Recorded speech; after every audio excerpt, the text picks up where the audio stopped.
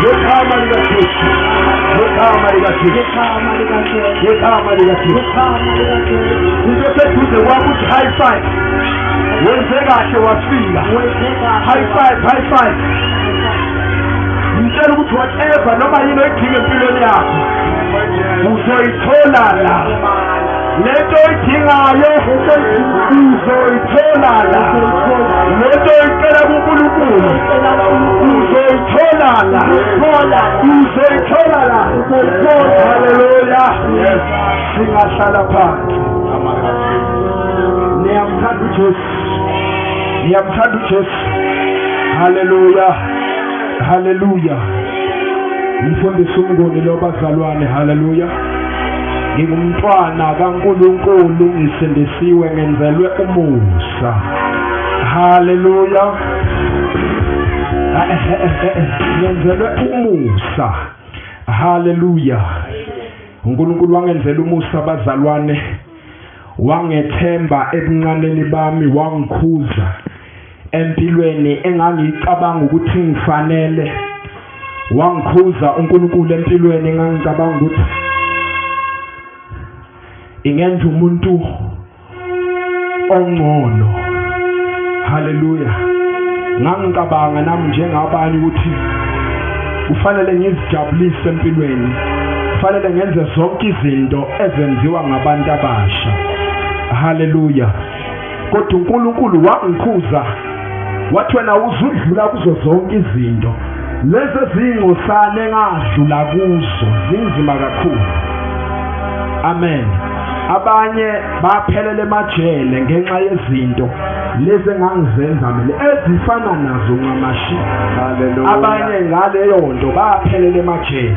Yes. Abanye bafa kodwa uNkulunkulu wanqaba nempilo yami ukuze ngalesi sikhathi lesi ngibe kule ndawo ngizoshumayela uJesu. Hallelujah. Ngizela endaweni yaseMpola ngizoshumayela uJesu. Amen. Hallelujah. Ngizokhuluma ukuphila phezu kwempilo yakho. Amen. Ngoba uJesu ungukuphila. Alibonge igama likaJesu. Amen. Ake siye ezwini likaNkulunkulu. Hallelujah. Sizofunda nje izwi likaNkulunkulu. Hallelujah. Ngicela ungifundela nceko inali siZulu lapho. Ake sivule emabhayibhelini ethu ngokuka Mateyu chapter 20. Ngokuka bani? Ngokuka Mateyu chapter 20. Mateyu chapter 20. Ngifuna ukuba mfushane bese ngikhulula abantu baye ngasemakhaya. Alibonge igama likaNkosi.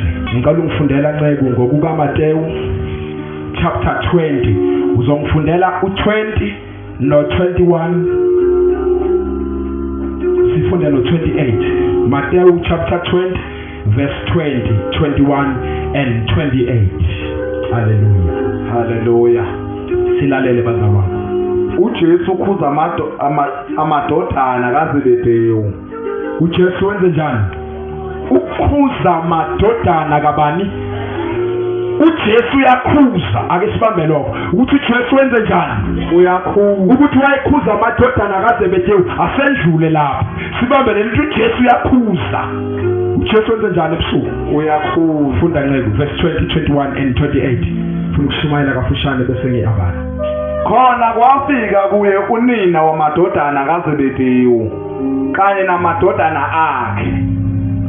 Wakhuleka wacela into kuye. Wafika kubantu bazalwane. Unina wamadodana kaZebedewu wafika kuJesu. Wenze njani? Wakhuleka kuye, wathandaza, wanxusa. Hallelujah. Funda nceko. Yena wathi kuye, ufunani na?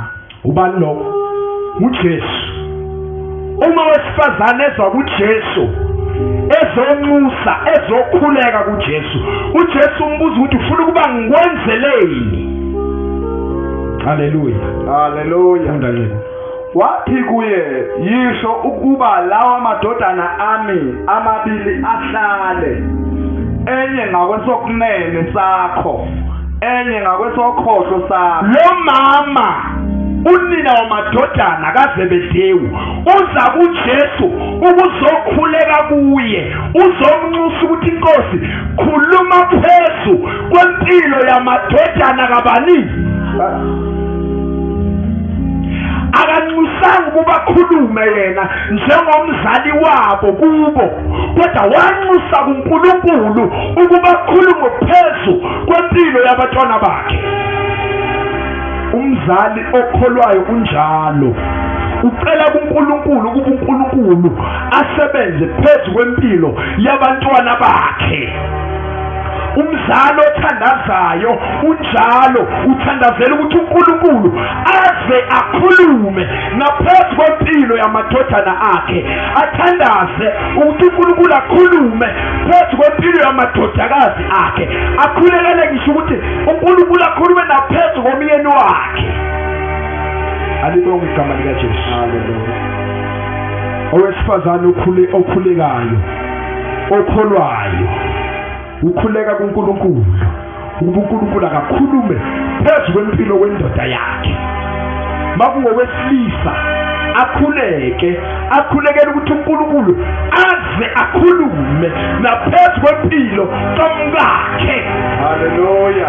Uma sithandaza siyamnxusa uNkulunkulu ukuthi akhulume phezu kwempilo yomuntu naphezu kwezinto zonke, ngoba yena ungumnini mandla onke.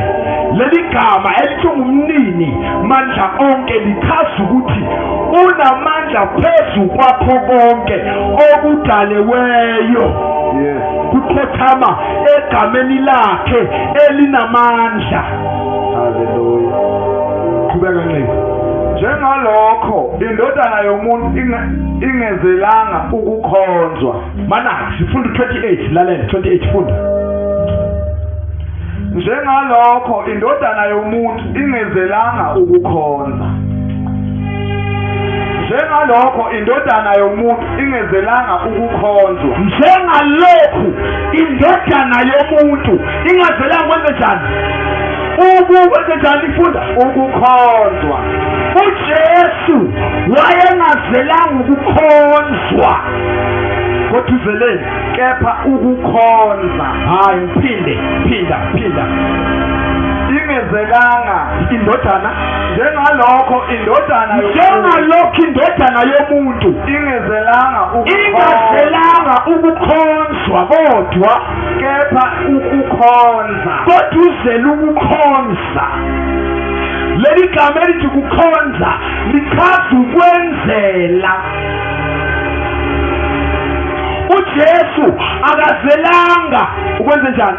Ukukhonzwa. Akazelanga uJesu ukwenzelwa, kodwa wayezele noma uzele ukwenzela, hayi ukwenzelwa. Weza uJesu wazele ukwenza njani? Qhubeka mfundo uqede. Ukukhonza nokunikela ukuphila kwayo kube isihlengo sabaningi. Wanikela ukuphila kwakhe uJesu kwaba isihlengo sabanjani? Sabaningi. Umyalezo wami namhlanje uthi sikhona isihlengo sempilo yakho. Tshelo seduze kwakho ukuthi sikhona isihlengo sempilo yakho.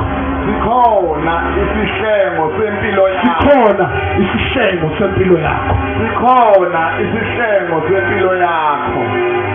Haleluya. Haleluya.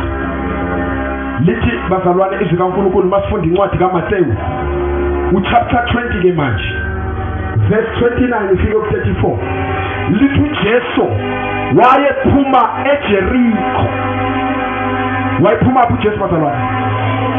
uJesu mayephuma eJerikho walandelwa isixuku sabantu. Umelandelwa isixuku sabantu, endleleni wadibana namadoda amabili azimpuphuthi. Haleluya. Amen. Wahlangana namadoda azimpuphuthi. Ake silifunde. Awufundi 29 ngeke. sebephume eJeriko. Sebephume eJeriko. Isiquke esikhulu samlandela. Yes. Beka kwakuhlezi izimbunguthe ezimbili ngasendleleni kuthe zizwa ukuthi uJesu uyandlula. Yes. Zamemeza zathi Nkosi ndodana kaDavide sihawukele. Yes. Kepha isiquku sazikhuza ukuba zithule. Kodwa kwayikhona zimemeza kakhulu. Yes. Zithi Nkosi ndodana kaDavide sihawukele. Yes. uJesu wema wazibiza wathi nifuna ukuba nginenzeleni na? Zathi kuye Nkosi kuba amehlo ethu avuleke. uJesu waba nesihe wabaphatha. Waba nani uJesu bazalwane? Nesihle wabaphatha. Ukuthi wabaphatha ichaza ukuthi wabathinta ngezandla zakhe. Funda ngayo. uJesu waba nesihe waphatha amehlo azo zase zibona masinya zamlandela. Jumpa ngayo. Uye kuJohn 12 verse 12. Bese nyashumaya. John 12 verse 12 to 15. Nangomuso abantu abaningi abafike emkhosini sebezwile ukuthi uJesu uyeza eJerusalema. Wasekuzwakela ukuthi uJesu uza kuphi? eJerusalem. Bathatha amahlamvu esundu baphuma kumhlangabeza. Bamemeza bathi Hosiyana, ubusisiwe ozayo egameni lenkosi yethu. Yebo. Hosiyana, ubusisiwe ozayo egameni lenkosi. Ulule lokhaphethu ubhekele. Yebo. Inkosi kaIsrayeli. uJesu sefumene imbongelo entsha wakhwela kuyo njengokulotshiwe ukuthi ungesabi ndodakazi zaseSiyoni, bheka inkosi yakho iyeza ikhwele etholeni lembongolo. Shalukule izandla. Shalukule. Ululele lokhaphethu ubhekele ngoba ngifuna ukushumayela. Ululele ubhekele ngoba ngifuna ushaya. Ngobheka isiphansi ngise ngendlela yawo. Yes, ngifuna ukushumayela. Kanti bapha abantu abadala kwenzakalani la entendeni?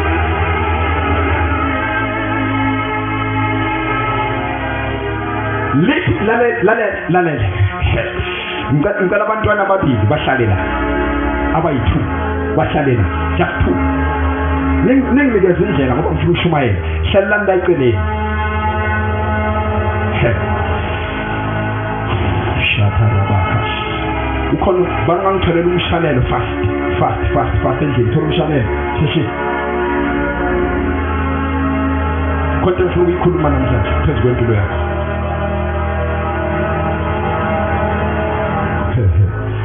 Ulugo shatarabasi kondoro go shikatarabasi. Mtheshalani la 2. About 2 abahlale la 2, only 2. Hallelujah. Lethizwe kaNkulunkulu izweni bazalwane. uJesu ephume eJeriko. Khumbula incwadi yokuqala engiyifundile. Ithe uJesu akazelanga ukuzokhonzwa, kodwa uzele ukuzokhonza. Besenze njani?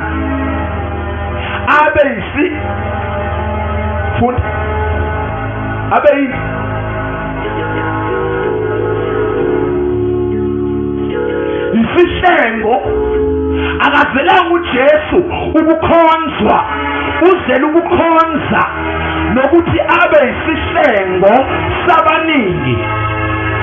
Abeyeni bazalwane, thatha umshanelo wakho mina. Ngizwe into enzoyinje. Lithi iBhayibheli uJesu mayiphuma eJeriko elandela isituku sabantu wahlangana namadoda amabili ayeni bazalwane azimpumputhe angaboni. Ayini la madoda awaboni. Lithi iBhayibheli ezwa la madoda ukuthi uJesu nango uyeza. Akekho abahlebele endlebeni ukuthi qaphelani nangu uJesu. lithi iBhayibheli bezwa ukuthi nango uJesu yeza. Haleluya. Lithi iBhayibheli wathi uJesu mayeza bamemeza. Amanye amazwi leli gama elithi bamemeza lichaza ukuthi basebenzisa ukukholwa kwabo kuJesu ukuze basizakale. Kuchaza ukuthi bakhuleka kuye njengonina wamadodana kaZebedewu. Ethi iBhayibheli wakhuleka kuJesu ukuthi amadodana akhe angawenzele yini umusa, elihlale ngakwesokunene sakhe, elihlale ngakwesokhohlo. Unina wamadodana kaZebedewu wakhuleka kuJesu, wanxusela abantwana bakhe ukuthi bangene nabo emseni kaNkulunkulu. Nazi impuphutheni zihlezi la uJesu ezodlula khona. Umbuzo lamadoda ayehlezi ngoba ayelinda uJesu noma ayehlaleleni. Into ithi lamadoda ayehlezi ngoba ababone emehlweni. Umuntu ongaboni akafani nomuntu obonayo. Uma ngisuka la ngithi ngiyalapha ya egarage kwaZulu, ngizohamba ngingami ngoba ngiyabona la ngiyakhona. Kodwa impumputhe uma ihamba iyafunisa. Umuntu oyimpumputhe uyasesha ukukhathala, akafani nomuntu obonayo. So phansi bahlalela ukuthi bakhathele, basaqhubeka nendlela. Wafika uJesu wabafika behlezi akhuluma lamadoda. Hayi no uJesu lozwayo. Umbuzo bezwa kanjani ukuthi uJesu lo ozayo? Umbuzo uthi itende ngoba limile, laba bantu abagcwele itende bazi kanjani ukuthi ivangeli elifunyaelwa la liyaphila? Bazi kanjani ukuthi lo ugcotshwe uNkulunkulu? Bazi kanjani ukuthi lo uzoletha ushintsho empilweni zabo? Impendulo ithi ukukholwa. Yini bazalwane? Yini bazalwane? Ukukholwa. Wafika uJesu ufika amadoda akhuluma lamadoda. Jesu senzele umusa kuba sibone. Into Jesu ngenxa yakho itende nikulo namhlanje, ngingaphathi kwetende le faith virtue. Leli gama lithi faith lichaza ukukholwa, kodwa leli lithi virtue lichaza ubuhle. So uma sithi kuwe faith virtue, lokho kuchaza ukuthi ubuhle bokwenze njani? Khuluma ubuhle bokwenze njani? Njengoba ngingaphansi kwaleli tende, ngize kuzolalela ukukhuluma kaNkulunkulu ngaphansi kwetende lani lobuhle bomkholo. Njengoba ngishumayela izwi kuwe, ngishumayela ngenxa yokukhona. Bafana ngizwa yini? Ngeke ushumayele ungakholwa. Ukuze ushumayeze abantu, kholwa. Neza bazalwana, uma umuntu oshumayela kuwe engakholwa, lento ayishumayela kuwe ngeke ikusize, ngeke ukholwe uma engakholwa. Kodwa uma ishumayele nokukholwa, nawe uzokholwa. Ngishumayela ngokukholwa ukuze wena uwamukele ini? Ukukholwa. Bese uphila ngani? Ngokukholwa. Ukuze ukukholwa kwakho kuhlale kungukukholwa. Aningizwa. Aningizwa phezulu. Wafika uJesu afice ukuthi zacela into Nkosi senze ukuba sibone. Senze ukuthi njani? Sibone. Lithi iBhayibheli uJesu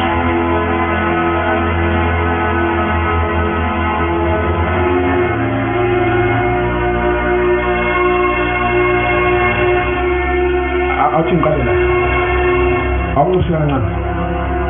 Fuck 75. Ebazalwane. Niyazi ukuthi ukukholwa kuzala ukusindiswa.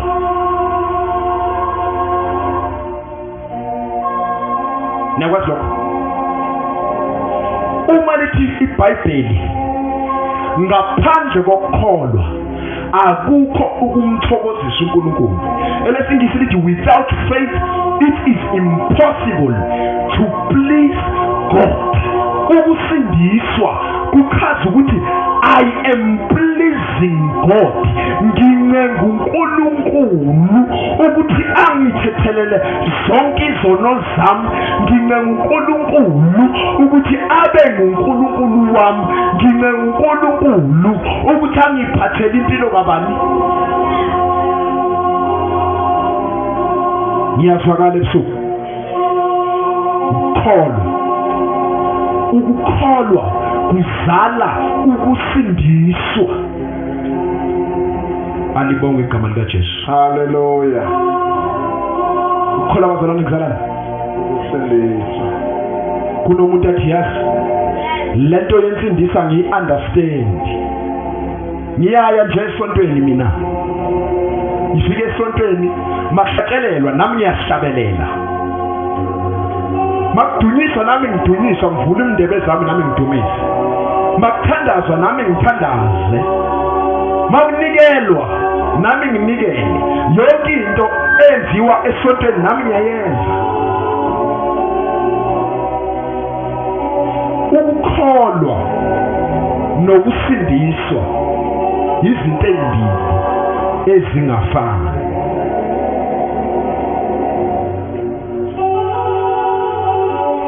Ukukholwa kuzala ukusindiswa.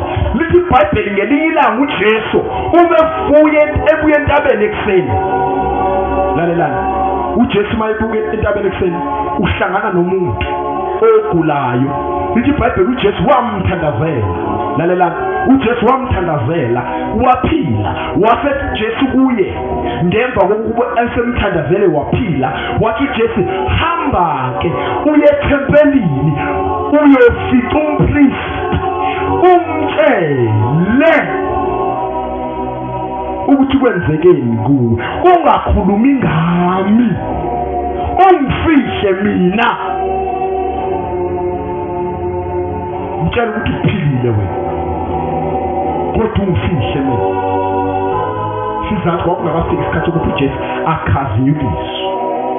Lithi bazalwane hello niyangilandela? Bheka uJesu uphilisa umuntu. Uthi kuyahamba uyozibonakalisa kumpristi.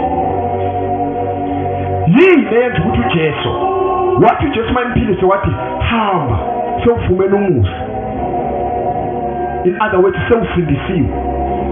Wayemthumela kumpristi ukuthi ayoziveza ukuthi sengiphendukile, sengenzela umusa. Ngamanye amagama sengibhilonga ngaphansi komzimba kaKristu.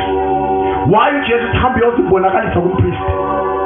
Njengoba esezelwe kabusha kufanele adlule emanzini, azalwe ngamanzi, aphinde azalwe ngomoya. Kungakho uJesu hamba uzibonakalise kubani? Kumpristi. Bazalwane nangizwa uJesu lithi esefika eJerusalem, lithi iBhayibheli bezwa abantu ukuthi uJesu yeza. Balungisa amahlamvu noma amahlahla elesingisi lithi palm. Amahlahla ethiwa yini?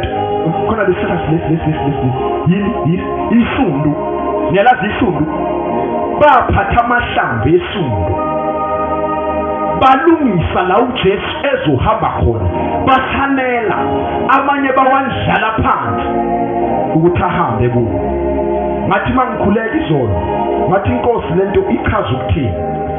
Wathi uNkulunkulu kimi ndodana yami uJesu ukuze akhazinyuliswe. I got late death and resurrection. Wathi mina uNkulunkulu ngenzala ukufa nokuphila ukuze uJesu akhazinyulise, ukuze uJesu akhazinyulise. Wadlula ekufeni, waseyaphila, waseyakhazimula. Bazalwane niyazwakala? Hallelujah. Wandlula ekufeni, wavusa, waphila, ukuze enze njani?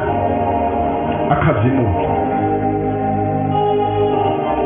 Lithi iBhayibheli uJesu uma eqhamuka ezongena eJerusalema laphuma ibandla, because Jerusalem was the place, a chosen place, anointed, set apart.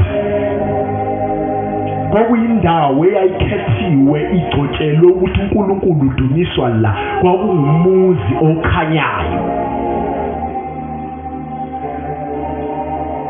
kwakuyi-headquarters yawo wonke amasonto ayekhona. Ngiyezwakala bazalwane? IJerusalem kwakuyisigodlo sabo wonke amasonto ayekhona ngaleso sikhathi. Ngiyezwakala bazalwane? uJesu uma ezongena eJerusalem bandlala amahlamvu noma amashasha esihlahla sani leso kuthiwa yisumbu. Lithi iBhayibheli, ngizweni bazalwane, ngizweni lento efuna ukisho ngoba ijulile. Ngithemba uJesu uzakhazinyulise, wadlula ekufeni wangena ekuphileni ukuze akhazimule. Amen. uJesu uma ezongena eJerusalem kwendlala amashasha esumbu ukuthi ahambe phezulu.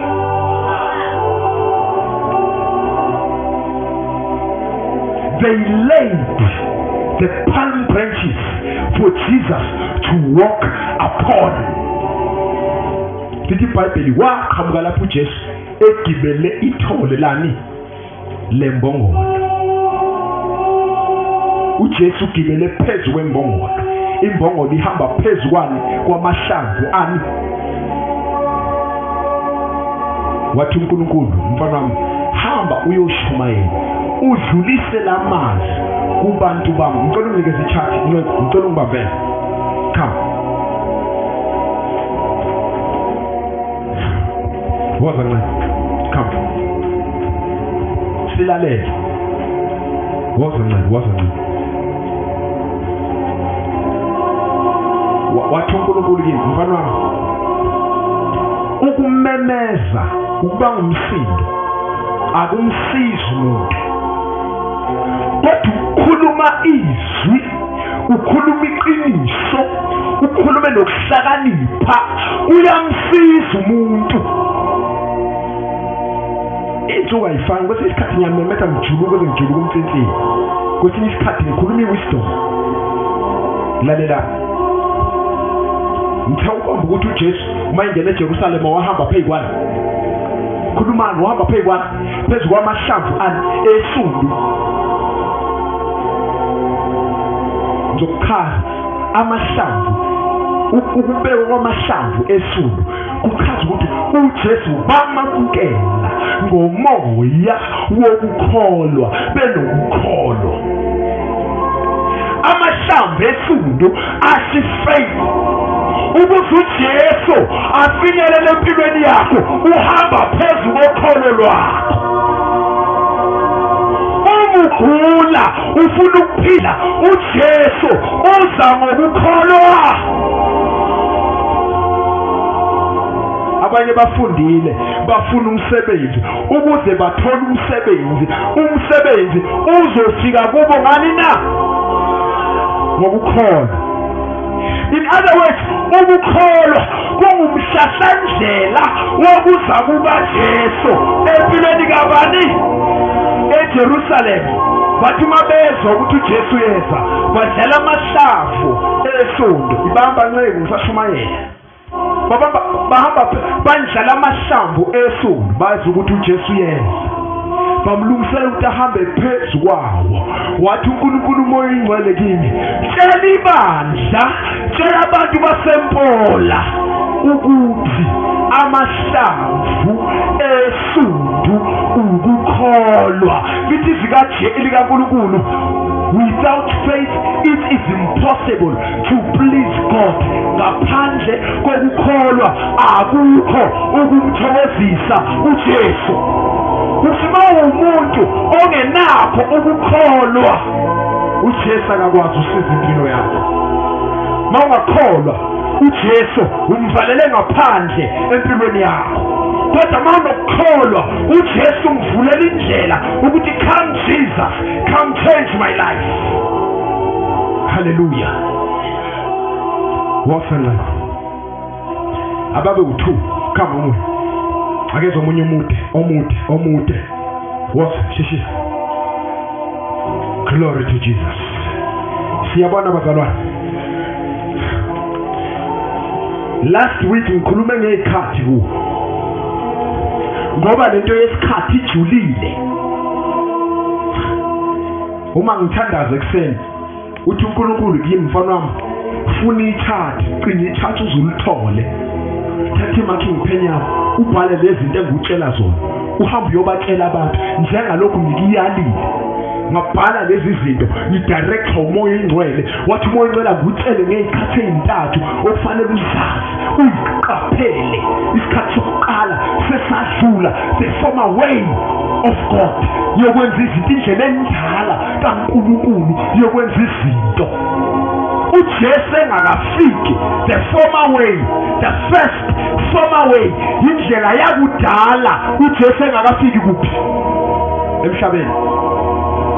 Leyo ndlela endala yayislow kakhulu, yayithatha kude. Wawuyindlela uNkulunkulu asebenza ngayo, kodwa yayithatha kude. Wayesebenza kanjani uNkulunkulu? uNkulunkulu uziqu zintathu, Trinity. Unjani uNkulunkulu? Uyise, indodana nobani?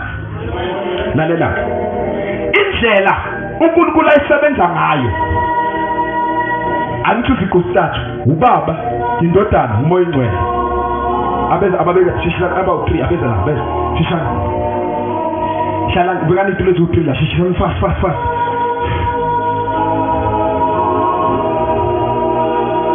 Omunye abeka isitulo la fast. Beka isitulo sakho la shishana. Ngifuna 3 la 1 la. Shishana.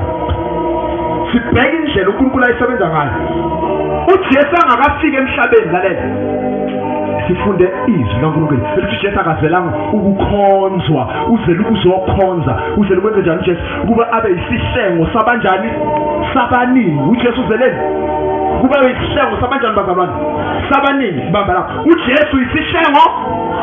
uJesu isihlengo. Lalela. Wayesebenza kanje uNkulunkulu uJesu engakafika emhlabeni ukuzofela izono zami nezakho. uNkulunkulu oziqu zintathu, uNkulunkulu Baba, uNkulunkulu Indodana, uNkulunkulu Moya Ingcwele, bambanani ngezandla. Bayinto yinye.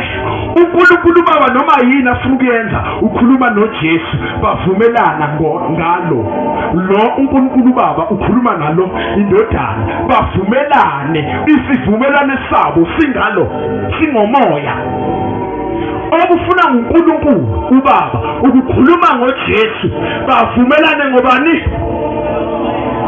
Abantu abakhulumayo. Konke okufuna uNkulunkulu ukukhuluma nobani? noJesu, bavumelane ngani? Ngomoya ingcwele. Now wayesebenza kanje uNkulunkulu uziqu zintathu. Uma efuna ukukhuluma phezu kwempilo yomuntu, uNkulunkulu oziqu zintathu uzothumela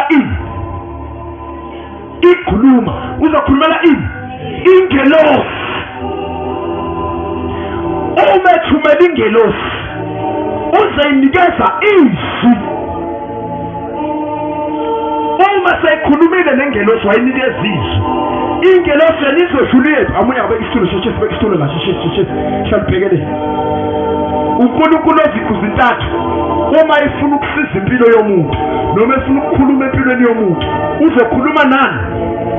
Hayi, come on, uzokhuluma nani? Nengelosi. Uma esekhulumile nengelosi, ingelosi ikhuluma nompriest. Where's indaba?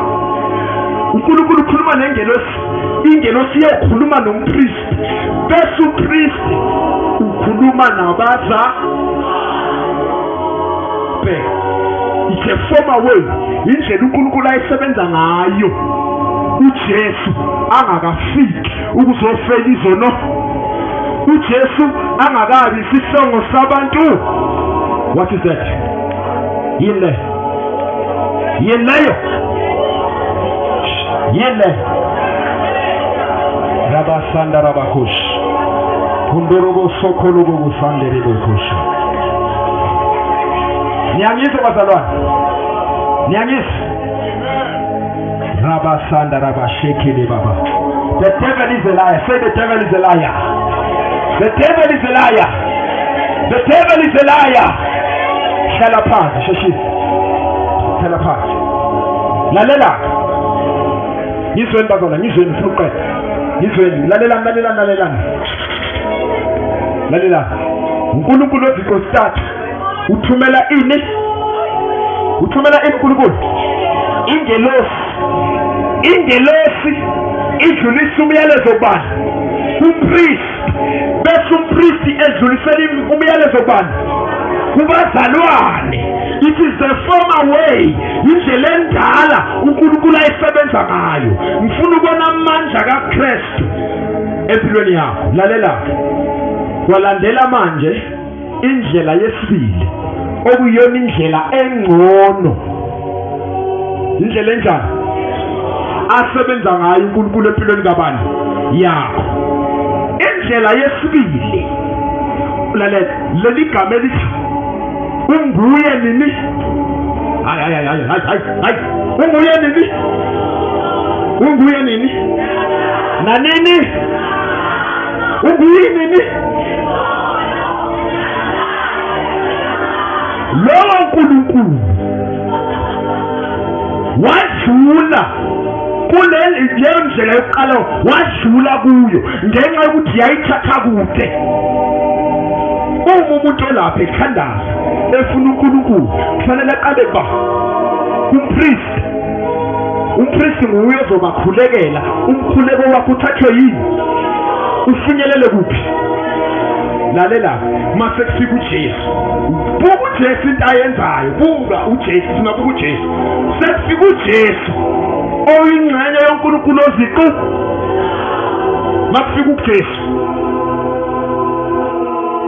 wafika uJesu njengendodana, sesiyekile, sesiyikhiphile manje ingelosi. Bukani indlela enhle, akuseyona ingelosi manje, sengumani. Suka Jesu, hlala la, thetha. Buka. Indlela yesibili uNkulunkulu asebenza ngayo.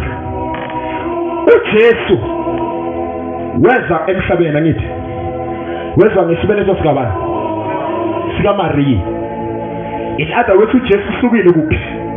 Angithi uJesu wafika la qathatha bambona ngosi.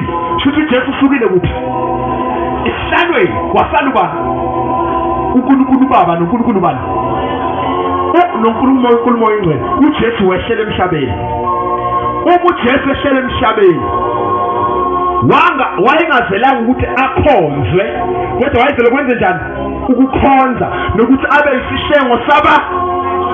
Ngamanye amazwi, isihlengo sasuka esihlalweni weze emhlabeni. uJesu wasuka esihlalweni njengendodana weze emhlabeni wayezoba isihlengo saba. Khulumeni, wayezoba isihlengo sabaningi, hayi sabangcwele, isihlengo sabaningi. Wasuka uJesu wenze njani uJesu manje? uJesu manje emhlabeni, lalela. The time lithi iBhayibheli uJesu ngesikhathi ebhajadiswa wagcwaliswa ngamandla kabani? Ngesikhathi uJesu eza wagcwaliswa ngamandla kabani? Usikhathi uJesu eza emhlabeni wafa.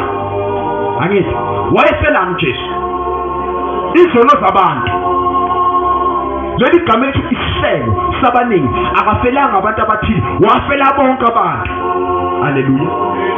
So uJesu wafike wafa emhlabeni, wafela bonke abantu. Ufela ukuthi ahlenge impilo yabantu elakeni lukaNkulunkulu. Ngizwa kahle. wafika uJesu wafa. Lalela, ngithe mina kuJesu mayengena eJerusalem wahamba phezulu kwamahlamvu ani esumbi. uJesu ukuze akhazimulise wadlula ekufeni, wadlula ekuphileni ukuze abuyele kuphi? Abuyele kuphi? Ukuze abuyele esihlalweni kwafanele ukuthi akadlule kuphi? Ekufeni, adlule nakuphi? Besenze njani? Lalela, uJesu wasuka esihlalweni weze emhlabeni wazofela izano zabantu, washumayela uJesu bangamuzwa ekhona, bamphika ekhona, bamthuka bembona, bangamkholwa bembona, bamdikila bamgibaza ephakathi kwabo, ephila nabo, bangamrecognize. Wasuka kuJesu wadlulela manje kubapostoli. Kubani? Abangaki? Layilana. Abanye abefundisi bamnyanya umfundisi uMnguni ngoba ukhuluma iqiniso. Futhi umfundisi uMnguni angeke ayeke ukulithanda iqiniso, uyolikhuluma aze ayofa ngoba akabizwanga umuntu, ubizwe uNkulunkulu ukuthi azotshela ibandla iqiniso. Abapostoli abayi12 wabagcoba uJesu wabagruma. Lalela, bengakabi leli gama elithi mpostoli lichaza ukuthi sebegraduateile ekubeni ngabafundi.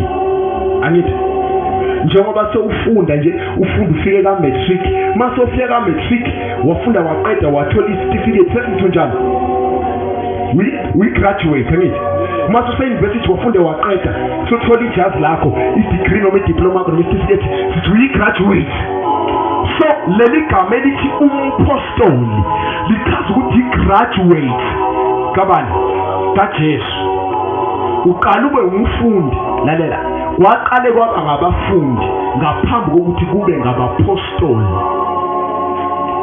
Abapostoli yilabo uJesu azivusela bona abawu-12, oyedwa wabo wafa ngecebo likaNkulunkulu. uJudas Iscariot wafa ngecebo. uJesu kwakubekiwe ukuthi ufanele adayiswe ukuze afe, uzodayiswa ngomunye wabafundi. Omunye wabafundi kwaba nguJudas. Kule 12, uma uthi 12 minus 1 usala ngaphi? Wasala abafundi abawu-11. Uma kusela abafundi abawu-11, masifunda incwadi yaMateyu wokugcina, Mateyu 28 noMark 16, uJesu uthi hambani nezizweni zonke nishumayele ivangeli kukho konke okudaliweyo. Abapostoli, umpostoli ngumuntu uJesu ambona ngosi, ambona owahamba noJesu, wafundiswa nguJesu ubuso nobuso. Ngumpostoli lo. Umpostoli ngumuntu owambona ngosi uJesu ekhuphukela ezulwini nangu ya uyenyuka, wathi kuwe njengalokhu ningibona ngikhuphukela ezulwini, noma sengibuya ngiyobuya kathi. Akhuluma nabafundi abawu-11. So umpostoli yile level leya, akekho noyedwa ophilayo phakathi kwabo, abasekho bonke. Leli gama elithi apostle lichaza ukuthi eyewitness, ufakazi ezibonele ngawakhe ini. Leli gama elithi umpostoli ufakazi ozibonele ngawakhe amehlo. Angifuni ukugxila kuleyo, njengoba sebabaningi kangaka abantu, ungazi umuntu uphoxeka uma imbiza ngopastor. Athi umuntu u-apostoli, ngokuthi umpostoli uJesu umbone ngosi 1. Cha, wawukhona 2000 years ago. Cha, mhla uJesu ekhuphukela ezulwini wambona. Cha. How come you become an apostle? Ubupristi badlula, ubuJesefa wadlula inkonzo yobupristi, wayethatha yona yonke ngendluzula waba ngumpristi omkhulu. So kulesi sikhathi siphila kuso akekho noyedwa umuntu ongumpriest. Igama elithi priest lisho ukuthi uyi-intermediary, umi phakathi komuntu noNkulunkulu.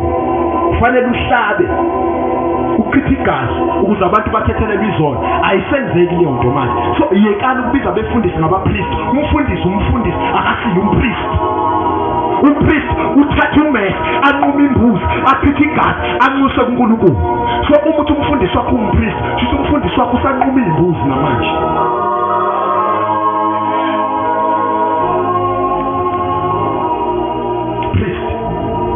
Umpriest omkhulu uJesu akasekho umpriest, kukhona opasta, kukhona abavangeli, kukhona othisha bese.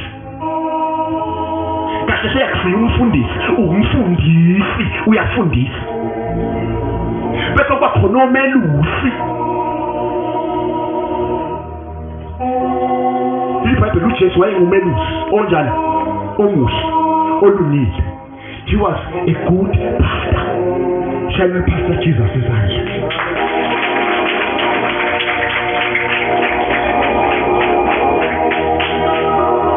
uJesu wayengesiye umvangeli. uJesu wayengayena umpostoli. uJesu waba ngumfundisi, waba ngumelusi omuhle, uyazelusa izimvu zakhe. Uthi uyazazi zakhe nezakhe zinjani nazo. Shela umelusi olungileyo uJesu zakhe.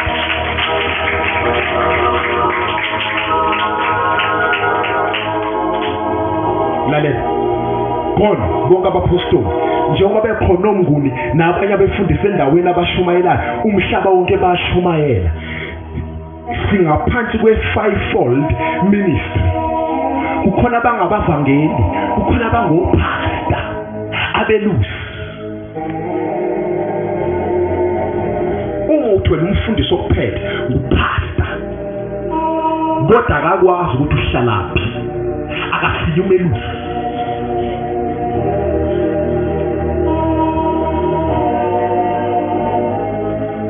Angishumayela ukuthandwa, ngishumayela iqiniso. Ngifuna ukuthi uJesu maye kuye athi well done mfana wami, well done my son. Ngifuna lokho mina. Angishumayela ukunconywa, angishumayela ukuthandwa, ngishumayela uJesu. Niyamazi engambonayo, wafika indoda kimi ugqoka umjivo omhlophe, wameduze kwami, ngahluleka kumbheka, ngasayeka phansi. Uma ngisayeka phansi, wama ngasekhanda lami, wakhuluma ngesingisi ngephimbo elikhulu, wathela amafutha, ephethe uphondo lwamafutha, walithela esiphongweni sami, wathi listen to me and go tell them what you see. Kusukela lapho ngaqala ngashumayela, ngangikwazi ukulifunda iBhayibheli, ukushumayela ngangakwazi. Kusukela ngalelo langa ngaqala ngashumayela. Angiyibizanga ngishumayele ngepassion, angishumayela ngokuthanda. Akekho wangigcoba wathi shumayela, ngigcotshwe emazulwini, ngibeka uphawu. Haleluya. Wangimema omunye umfundisi ngapha eMntu wathi ngizoshumayela ebandleni lakhe. Wathi nginike i-microphone ngishumayela, lakhuluma idevil yoshi, lathi ufunani lo ebandleni lethu, ufunani? Kanti akukhulumi yena, akukhuluma uSathane. Kuzobhala ama-exam kaDisemba last year la eForecast kulesi sikole kuthiwa iSelangwane. Ngafika qathatha izoshumayela uJesu ophilayo, ngoba ngiyabazi othisha nabanosathanzi nzima bani. Ngathi valana umnyango, ngavala umnyango, ngabiza ophezulu konke yena wangibizayo, wabonakala, baphila abantwana engaprofetha ukuthi bazophasa, baphase bonke.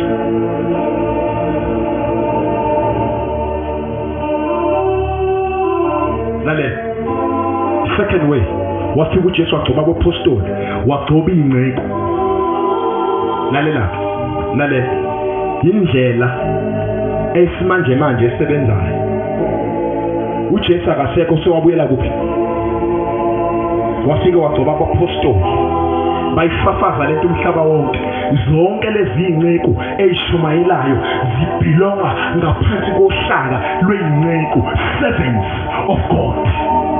ngoba nomuntu ongayanga eBible College, ongesiye umfundisi, ongesiye umprofeti, naye angama phambi kwebandla, angaye emphakathini, angaye ezikoleni, angaye ezibhedlela, angaye emajele, angaye noma phi, iseteksini nasebhasini nasesitimeleni, angame afakaze ashumayele ngobani? ngoJesu.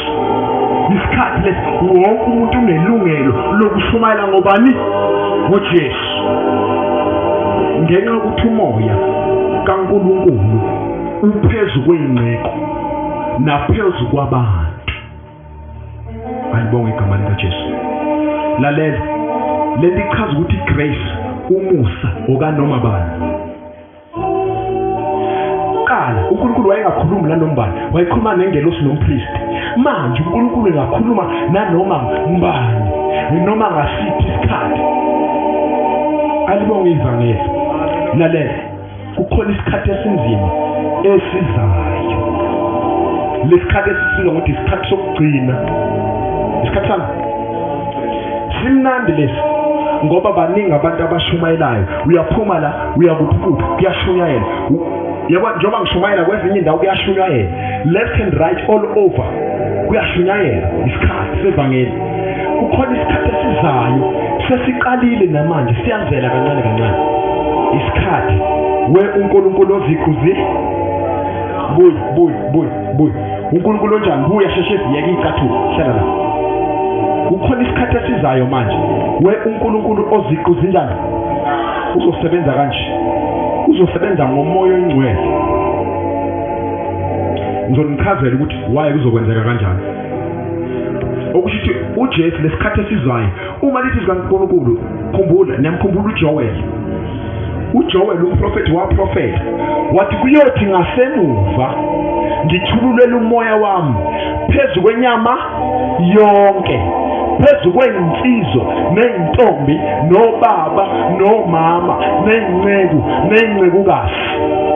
uNkulunkulu kunendlela azosebenza ngayo imvekeni. Lelani. uNkulunkulu kunendlela azosebenza ngayo manje.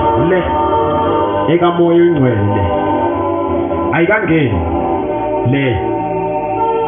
ayikangeni le iseza le ekamoya oyingcwele. Nangizobazolana useyile kusasebenza iy'ngceko ukuze wena leyo ingcono, ngoba ikwenza ukuthi ube yisihlobo noJesu. Le yamanje inikeza abantu ithuba lokuthi bamazi kangcono uJesu, bafundiseke ngezwi. Le isikhathi seBhayibheli lesi, isikhathi sokuvangela lesi. Njengoba ngimisitende ngishumayela, ufundise, uchazisile kahle ngobani na? ngoJesu. Kukhona isikhathi esizayo la kuyosebenza khona umoya oyingcwele, iy'ngceko zikaNkulunkulu ziyohlwithwa. Umuntu lapho uyobe sesizwa ngokukholwa kwakhe.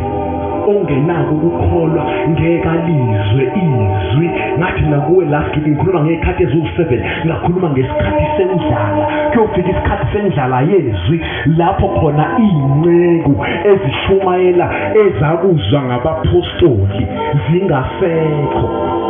Lento engiyishumayela kini ngelinye ilanga iy'ngceku uNkulunkulu uzoyishwitha. Kuyosala abantu ngabazalwane nje ebandleni bekhonza begcwele umoya kaNkulunkulu. Yikho abazofakaza, bafakaze ngoJesu, bengasiba abefundisi, bengasiba abapostoli, bengasiba abaprofeti, kodwa bazoshumayela ngomoya kaNkulunkulu bengayanga emaBible College, bengagcotshwanga ngumuntu, begcwele nje umoya kaNkulunkulu.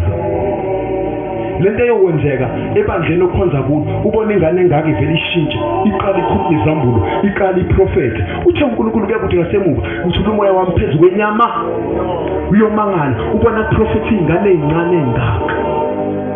Ubona ingane ezincane engaka zithandaza zidlula abantu abadala. Ubona ingane ezincane engaka zishumayela zidlula amadoda nabafazi abadala. Zigcwele umoya kaNkulunkulu. Kuze isikhathi la iy'ntombi ziyobe zingasafaka amawivu, zingasamakeup, zingasagqoka ama-G-string, zingasagqoka ama-bum shorts, zingasagqoki izigcebhe, zingasagqoka amabhlukwe, zigcwele amandla kamoya oyingcwele, zikhuluma uJesu, zikhuluma ukuphila. Kuze isikhathi la khona iy'nsizwa ziyofakaza kahle ngoJesu, zingadli insango, zingadli ama-drugs, zingaphuzi utshwala. Haleluya. Lalela,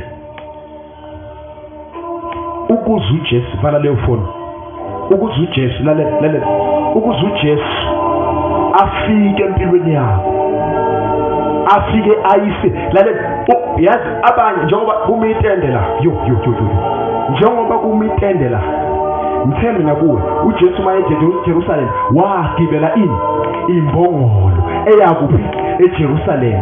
Leli itende imbongolo egijelwe uJesu. Uze empilweni kabantu, ngithi mina leli tende imbongolo egijelwe ngubani? Umnguni lomi phambi kwakho oshumayelayo, imbongolo egijelwe ngubani? Izempilweni kaba iJerusalem nguwe iJerusalem. uJesu waye eJerusalem. Itende lifikile namhlanje, lifike empilweni yakho. Bonke abantu abaleyayo leli tende kabazi ukuthi uJesu ugibele bonke abantu abameyisayo umnguni bemeya bathincane bembukele phansi abazi ukuthi uNkulunkulu ugibele imbongolo ichaza izwi likaNkulunkulu. Njengoba kushunyayelwa-ke sishumayela uJesu, izwi likaNkulunkulu elishunyayelwa kuwe imbongolo egijelwe uJesu. Iprofetho eyiprofetho empilweni yakho imbongolo egijelwe uJesu. Haleluya. Ifaith yakho, ukukholwa kwakho imbongolo egijelwe uJesu. Alibonge igama likaJesu.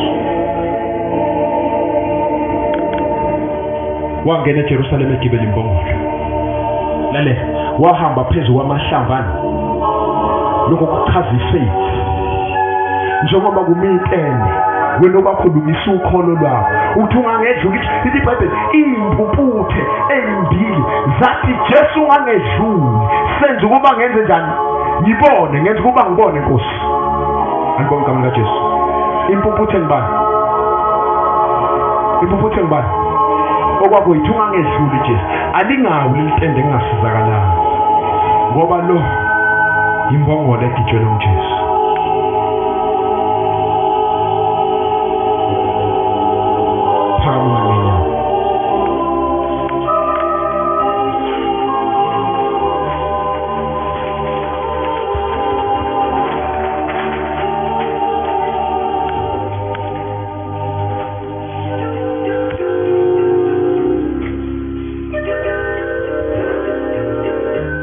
Uthi uJesu uyisihlengo sabanjani bazalwane? Asibeke phambili, siyathandaza manje. Uthi uJesu uyisihlengo sabanjani? Sabaningi. uJesu ufika ufiwe ekhaya kaLazaro. Mafika ekhaya uJesu kaLazaro ufiwe, uyatshela uJesu ukuthi uLazaro ufile. Uma efika uJesu uthi nimbekephi uLazaro? Bakhomba iliba likaLazaro. Lithi iBhayibheli uJesu wathi uma ezwa ekhonjiswa iliba likaLazaro wafikelwa zinyembezi uJesu. Haleluya. Uzwele bazalwane, uJesu sefikile emngcwabeni kabani? kaLazaro. Uma efika ukuthi uJesu uLazaro nimbekephi? Ngiyabona niyakhala niyazila. Mhlawumbe kuba kwakuyile sikhathi kwasekubhalishelo lomngcwabo, kwabhalwa ikhulumi, kwaphekwa ukudla kuzodliwa emngcwabeni. Kodwa wafika uJesu uthi nimbekephi uLazaro. Mayifika bamkhomba la engakhona uJesu. Wafika wakhuluma ukuphila, wathi uJesu, Lazaro vuka. iBhayibheli uLazaro wavuka waphila. Ngoba sekufika ubani bazalwane? Sekufike bani? iBhayibheli kunowesifazane wayopha for 12 years. wayopha 4 wayopha imihla ngemihla ukopha kwakhe kokunganqamuki for 12 years. Uma ebona uJesu iBhayibheli wagijima waya kuye wangena wozani gcwalani ibhizi shisa lithi iBhayibheli lo wesifazane wayopha 4 wabona uJesu. Lalela owesifazane wayopha 4 wabona ubani? iBhayibheli wangena esixukwini. Lalela umbheke ngisenze ikhuluma idiphu mina mangishumayela ngifuna ukuthi uqaqiseleke kahle lento nango owesifazane ophayo ubona uJesu. Mayibona uJesu uphakathi kwani? Sondelana uphakathi kwenu. Njengoba ke embona uJesu hayi ukuthi wayengababoni lapha, wayebabona abantu isixuku. Nyazi ngithini? Wayebabona bonke bangabantu bonke, kodwa khona lo waya lo engimfunayo lo waya lesikhathi esikuso bayashumayela abantu, bashumayela uJesu. Uthi afike eduze akuyena ke lo Jesu lengimaziyo. Uthi akwenye indawo kuyashunyayelwa, kushunyelwa ngoJesu. Yabona ke lo shunyelwa lapha la nguye lo nguye. Baningi onkulunkulu abakhonzwayo manje, kodwa khona abantu abanamehlo kamoya okubona. Kubo bonke labo onkulunkulu abakhonzwayo, kuwo wonke lamavangeli ashunyayelwayo, bathi kodwa le avangeli lanti yaleya yilo. Njengokula ubona usekudeni wadlula esixukwini, wadlula emphakathini wasempola, wadlula emndenini wakho, wadlula ehlotsheni abangani, wadlula la imani la esixukwini. Udlula nje by force. Ngesikhathi udlula abanye bakwenze njani? Khuluma, buka. Ngesikhathi udlula abanye bakwenze njani? Bayakunyathela. Kodwa wena ngeke ukuthi uyazi ukuthi ufuna lo waya noma bangakwenze njani? Awunjani ngoba ufuna bani? Fine nginyathelwa yilo. Angeke ngibatenzelwe yilo ngiyathelayo. Ngoba inhliziyo yami lapha ya. Mhlambe wafike ehamba kanje. Ngoba inhliziyo ibubi. Abanye bevela itendeni begxuma kanje. Hawu ushiyazo umfana omncane. Hawu uyamazi lo mfundisi ngowaphi? Bonke abezetendeni bagxuma ngonyawo olulodwa kodwa balaphakathi.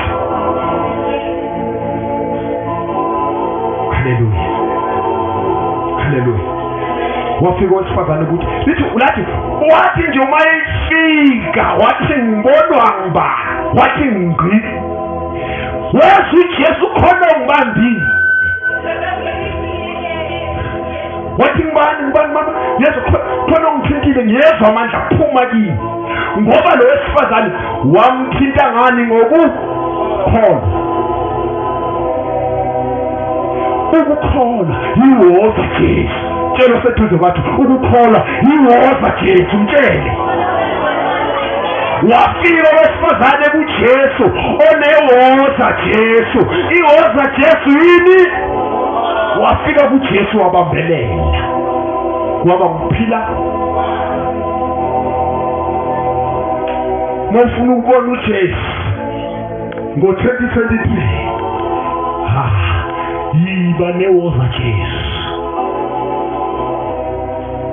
Ake ngibona abantu bathi mina nginayo iwoza Jesu.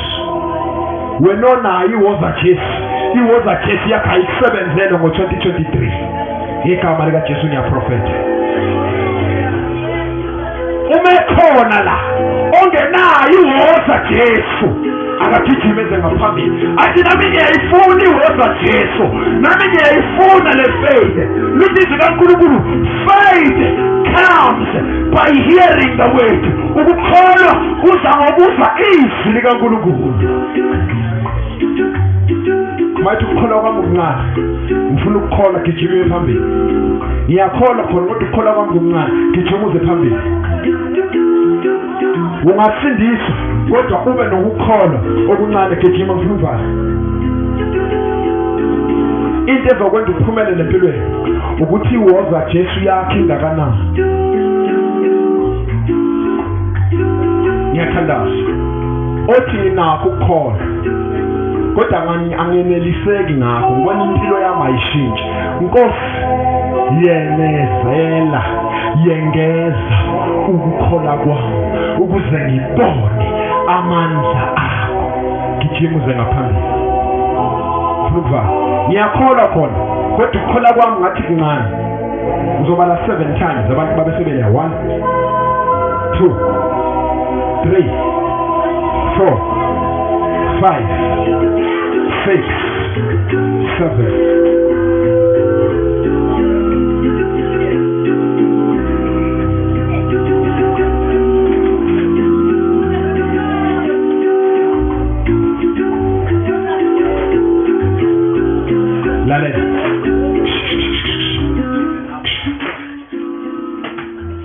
Iwoza Jesu yini? Mawungenayo iwoza Jesu na 2026 uzophela ungasebenzi. Uzophela ushupheka. Lento okukhala ngayo ngo2023, ngo2022 na ku2023 sizokuphinda ngoba unayo iwoza. Ake ngibona abasebenzayo baphamisa musukuhleka. Hayi ngibona abasebenza abaphamisa izandla. Abangasebenzi abafuna umsebenzi. Uqale ngokuthandaza uthandazela umsebenzi. Sekufela isikhathi esingakanani? Do you think your faith is enough? Why are you crying? Why are you crying? Uyasebenza wena? Cha, umsebenzi awufuni. Pho ngoba uthi uyathandaza wena kodwa umsebenzi awutholi. Sithi ukukholwa kwakho kuncane. Khona inkinga ngokukholwa kwakho. Khona umunye ogulayo la kade agula kodwa akaphili. Awuphili ngani pho mangabe iwoza Jesu yakhe ikhona? Mangabe kusebenzela iwoza Jesu, why ungaphili? Ithi iBhayibheli ukukholwa kuza ngokulalela ini. Yazi ukuthi ukukholwa into efakwa kuwe, something that has to be deposited to you. Into kufanele ifakwe kuwe ukukholwa.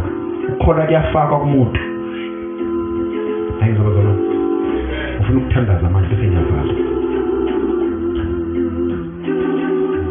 Asivala amehlo, asiphakameni sonke. Nabala basotho koshi. Uyondororo sandara bakata bakashiteri bokosha. Huraba shandara baba kutala basia. Shitele baba sandara bakash. Baba nyabonga. Ngibonga ukuthi sewukhulumile phezulu kwempilo zabantwana bakho. Thembisile. Uthe uzothatha uJesu uzomenzela ukuthi. Themba ukukholwa okuncane uzokwenza.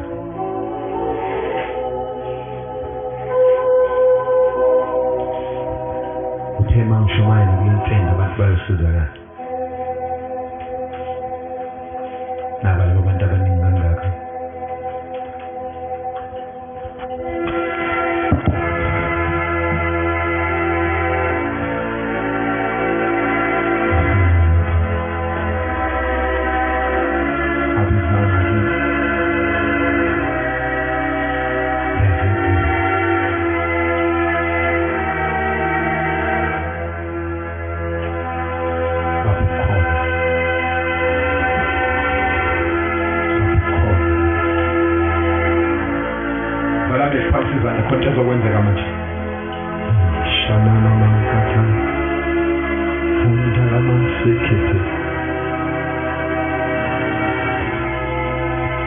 Ngena Jesu enhlizweni yakho.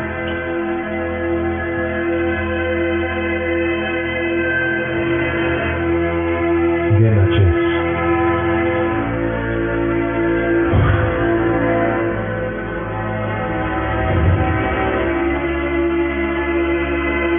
Mangibala ngifika ku7.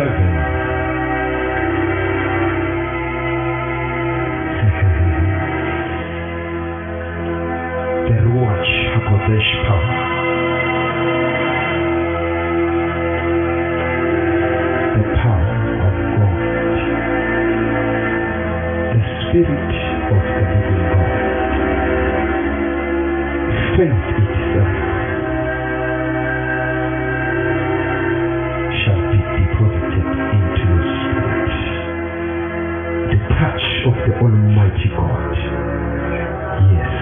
1, 2,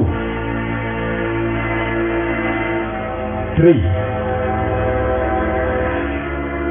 4, 5, 6, 7. Thank you, Jesus. Nanti lenti ngena ku. Nanti lenti yangena ku. Take it. Receive faith. Receive faith. Vula inhliziyo yakho, vala amehlo phambi kwami. Receive it.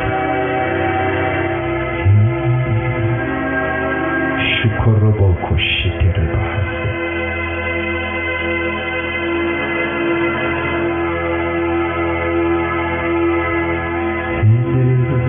Sonke singenya. Rima katalaba satarabakush. Sivala amehlo. So imina ngedwa uvula amehlo. Hey, shotoroko shikatara.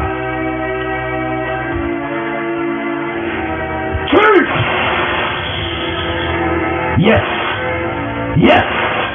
Yes. Power. Yes. Holy Ghost. Holy Ghost. Holy Ghost. Holy Ghost. Holy Ghost. Holy Ghost. Start with this line, oh Lord. This one. This one. Now. Now. Now. Now. Now. Now.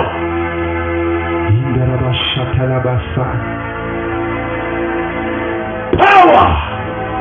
Yes. Vulichizio yako. Yes. That's it. That is coming. That is coming.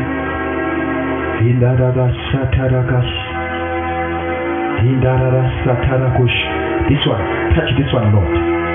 This one. This one. Faith. Faith. Faith. Shokorobo sakatarara. Ribaka shite rebaka shikete rebosh. Shukorobo koshikata rabaka shite reba. Shite reba sayana maka shitara. Power! Yes! Shitorobo koshite rebaka. Fire! Shita rabaka taraga shite rebo koshite rebaka. Peace!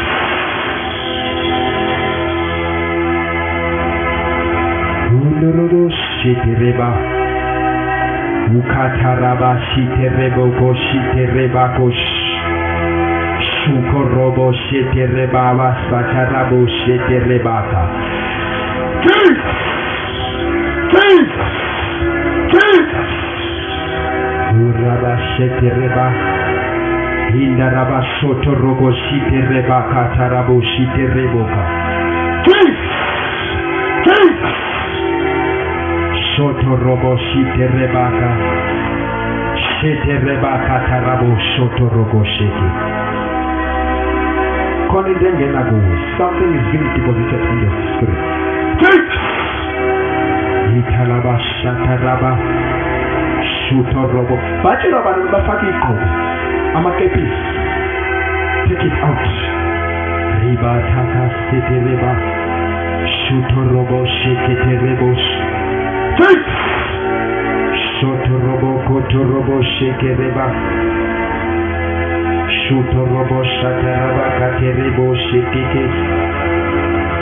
Ilaba sakatalaba shetele baba seyanana.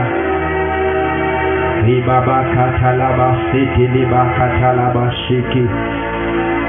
Kutalaba sikadaba ya tala seke rebo shetekeya.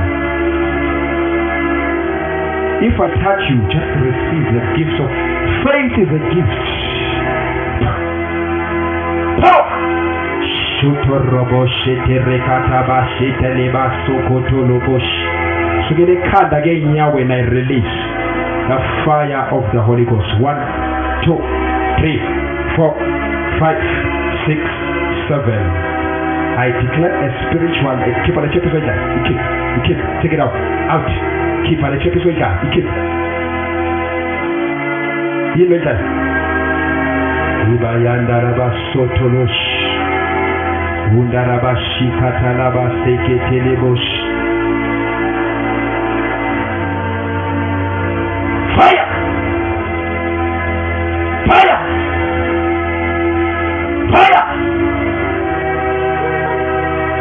Shokorobo shetere baba. Mpe. Indoreba unhambo. Hamba pambi.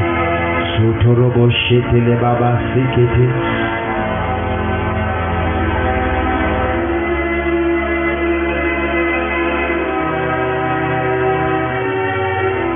Konte ngibona khona kumele bavule inhliziyo zabo. Undaraba shetere kesh.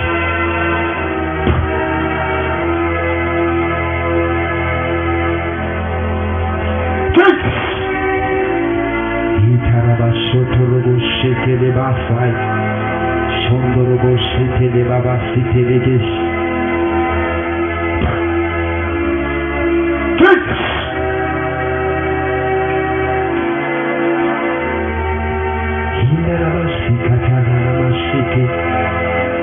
Shotorobo sheketerebo siterebo kosh. Undorobo shetereba kataraba siterebo kash.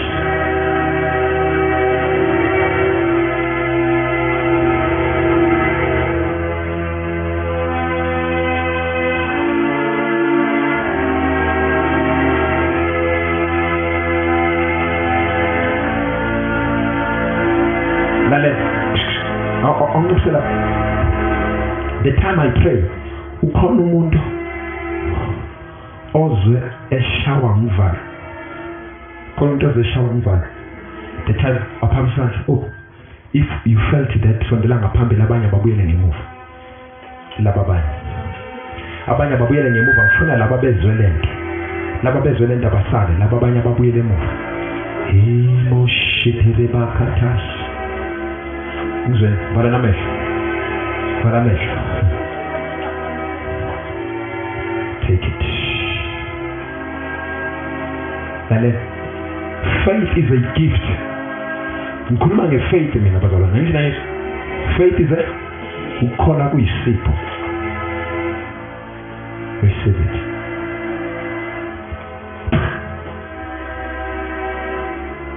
What happened? There's something about this boy. Something incredible. Shatorobo shake it. Father, I release. 1, 2, 3. Receive it, my God. Receive it. Gift of faith. As young as you are, God shall use you mightily. In Jesus' name. Imo Shatorobos. Upule ntombazane ngithezela. Woza sisi.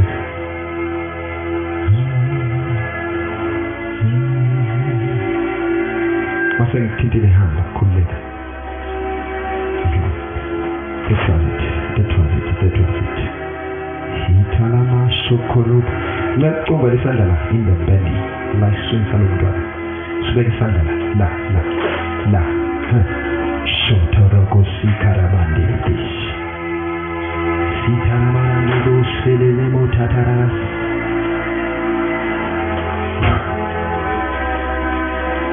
In the belly, it's belly tree.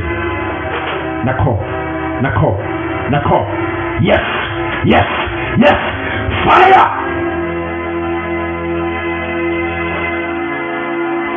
Mpe, uzwa nlasho. Kwenzakala nlasho sakho right now. Kwenzakala nlasho sakho njengamanje. Ngikhuluma nawe la kwenzakala la. Raise your hands. That's it. Touch of the Holy Ghost. Touch of the Holy Ghost. Touch of the Holy Ghost.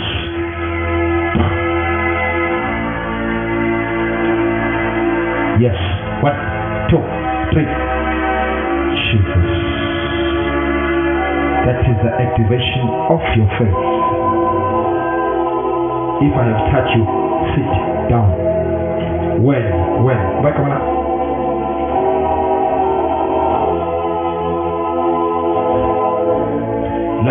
Lala. Namshula sila. Ababe khona last week ngathi ngimnikeza inyanga engaka. Labo bafuna umsebenzi ngithe inyanga engaka. ukhona unofakazi ukuthini abakhulekela last week khona intombazana afika la omphofu amazi wapi ngiyambona la imshaka ningithole nimthetha ngibone kusasa yes ake ngibona laba abaphenduke last week abathathu Jesu last week ngababona abafana abaningi bapha abafana abathathu Jesu la entendeni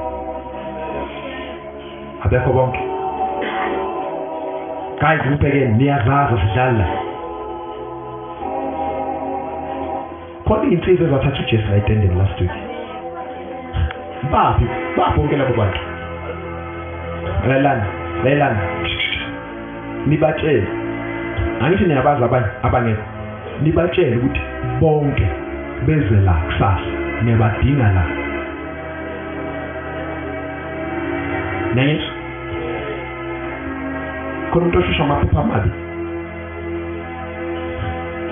sondela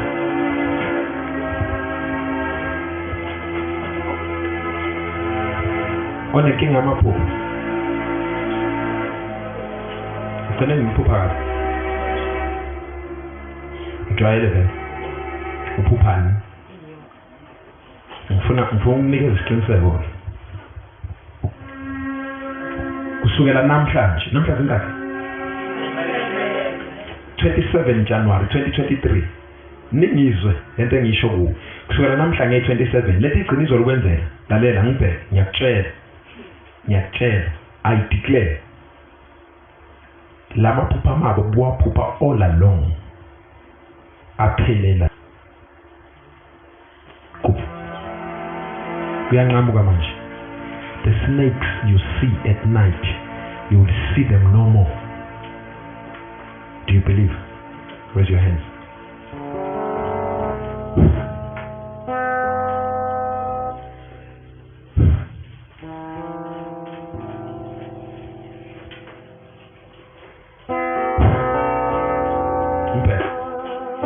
Hambe yolala in peace. Kusukela namhlanje no more snakes at night. No more. Kusasa uzoletha ubufakazi. Kumuntu ozavela ukuthi unesiphiwo sokukhuleka. Mawuzazi nesiphiwo sokukhuleka ukhona. Ebusuku yaphuphukhulekela abantu noma uphuputhandaza ebusuku khona njalo la. Mhlawumbe ngiphupha ebusuku ngiyathandaza mangathandaza ngisuke ngithandazela abantu ukhona into yokuphupha kanjalo. Ngikho lalani ngicela kusasa ningizele bonke abantu abaphenduke la etendeni. Ubeke sibenze show ukuthi bayafika. Ngoba isikhathi.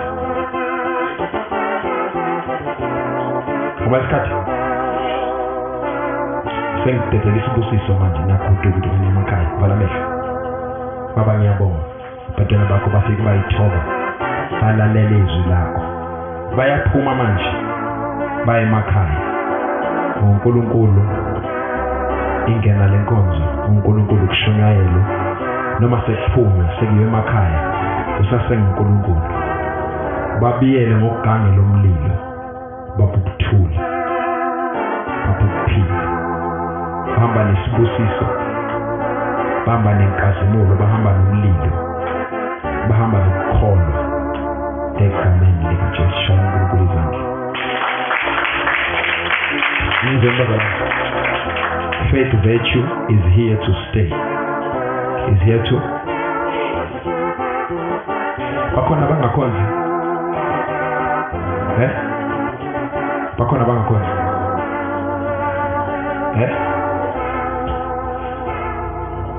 Yizwe. Laba abantu abasindisiwe bonke abathi bathatha uJesu la. Ngifuna ukubabona ngikhulume nabo in person. Ngenza i-counseling nabo. Okay.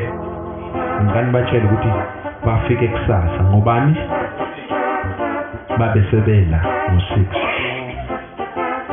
Sizwa. Ngizothi ngithola amagama abo abafana bangaki amantombazana mangaki abantwana bangaki abadala bangaki abanye ngiyabazi ukuthi beleka